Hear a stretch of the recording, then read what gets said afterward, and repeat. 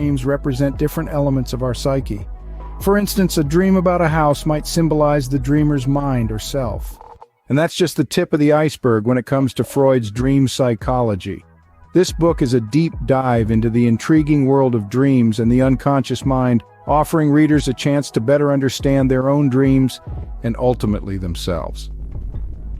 In today's video, we've explored some fascinating aspects of dream psychology, from dream distortions and wish fulfillment to dream symbolism. We've also delved into the impact of dreams on our waking lives and the concept of the unconscious mind. Remember, dreams are more than just random images that flash through our minds as we sleep. They're a reflection of our deepest desires, fears, and obsessions.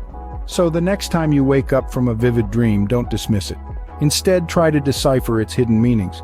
You might just learn something new about yourself. Thank you for joining us on this journey through Freud's dream psychology. If you enjoyed this video and want to explore more fascinating topics, don't forget to subscribe and ring the bell for notifications. Until next time, keep dreaming and keep exploring.